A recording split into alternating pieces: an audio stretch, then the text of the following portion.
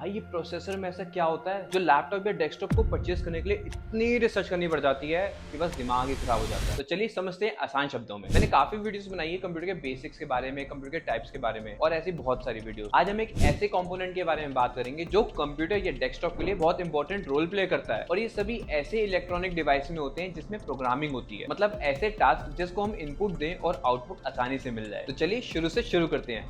और भाई ये सभी राज की बातें हैं जो कि टेक्जिल पर मिलती हैं, सब्सक्राइब करना ना भूलना। तो गाइस मैंने पिछली वीडियो में बताया था कि सभी इलेक्ट्रॉनिक डिवाइस के अंदर ना एक दिमाग होता है जिसे हम कहते हैं प्रोसेसर। और जब भी हम कोई लैपटॉप या डेस्कटॉप को परचेस करते हैं, आपने देखा होगा कि उसमें लिखा होता है Intel core i3 processor with उसकी जनरेशन हो गई, या के है या एफ है, और उसके बाद लिखा होता है कोर। ये क्यों लिखा होता है, इसका मतलब क्या है, ये लिखा क्यों जाता है, मतलब जो कंपनी है ये हमें इन्फॉर्मेशन क्यों देती है, कभी सोचा है? और चलो ठीक है, ये दे तो दिया है, लेकिन कभी आपने जानने की कोशिश करी है कि काम कैसे करता है? ये कोर क्या होते हैं, थ्रेड्स क्या होते हैं, कैशेस क्या होते हैं? तो चलिए गाइस मैं बताता हूँ ये काम कैसे करते हैं। एक एग्जांपल के लिए हम एक प्रोसेसर को उठा लेते हैं, कोई भी प्रोसेसर को। जैसे i3 प्रोसेसर है 10th जनरेशन का, उसमें हमें कोर्स मिलते हैं 4, थ्रेड्स मिलते हैं 8, कैशेस हमें 6 MB के मिल जाते हैं, और साथ साथ उसकी जो स्पीड होती है वो अप टू 4.40 गीगाहर्ट्ज की होती है। ये एक प्रोसेसर का बेसिक आपकी स्पेक्स होगा कि इस प्रोसेसर में आपको ये मिलेगा। लेकिन अब ये काम कैसे करते हैं, चलो इसको एक ऐसे एग्जांपल से समझते हैं जो हर कोई लाइफ में एक ना एक बार इसको यूज करेगा। तो वो है किचन। सोचो तुम्हारे घर में एक बड़ा किचन है और उसमें आपको खाना बनाना है। चलो अब इसको समझते हैं सिंगल कोर से। सिंगल कोर होता क्या है? सिंगल कोर का मतलब हो गया सिंगल कुक। अगर आपके किचन में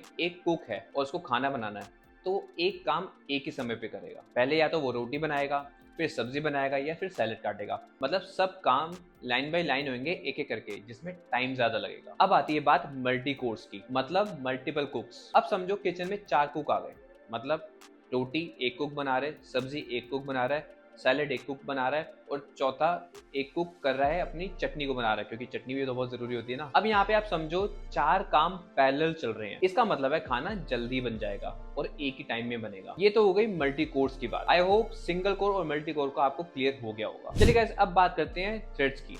सोचो हर कुक के पास एक हेल्पर है। अब उससे क्या फायदा मिलेगा? उसमें फायदा मिलेगा, जैसे मान लो एक सब्जी बनानी है, तो सब्जी बनाने के लिए हेल्पर इंग्रेडिएंट्स रेडी करेगा, चॉपिंग करेगा, कटिंग करेगा, ताकि मेन कुक फास्ट काम कर पाए। मतलब थ्रेड्स का काम होता है हेल्पिंग हैंड, जो कि एफिशिएंसी बढ़ाता है। अब यहाँ पे बात कर लेते हैं कैशेस की, मतलब किचन की शेल्फ। अब इसको समझते हैं, एक किचन के अंदर शेल्फ है जिसमें सारे इंग्रेडिएंट्स, सब्जी, इंपॉर्टेंट मसाले सब एक ही स्लैब पे रखे हुए हैं। मतलब कुक को हर बार मार्केट में, मतलब स्टोरेज और रैम में जाने की जरूरत नहीं पड़ेगी। मतलब ये समझो कि आपकी बहुत बड़ी शेल्फ है और उसमें सारे इंपॉर्टेंट सामान रखे हुए हैं, तो क्या होगा, उससे ज्यादा हेल्प जल्दी से आप उसको यूज कर पाओगे। ऐसे जो होता है वो कैशेस काम करते हैं। कैशेस का साइज जितना ज्यादा बड़ा होगा उतना ही रैम में वो कम जाएगा, डाटा कलेक्ट करने में कम टाइम लगाएगा। इसका मतलब है जो प्रोसेसर की स्पीड है वो फास्ट हो जाएगी अगर कैशेस आपके ज्यादा हैं तो। अब यहाँ पे बात कर लेते हैं टर्बो एनर्जी की, मतलब एक बेस स्पीड क्या होती है। इसका मतलब समझ लो आप एनर्जी, एक्स्ट्रा एनर्जी। मानो आपके घर गेस्ट आ गए और आपको कुकिंग करनी है, तो कुक क्या करेगा? कुक एक्स्ट्रा फास्ट काम करेगा, और इसे कहते हैं सीपीयू की टर्बो बूस्ट। जरूरत पड़ने पे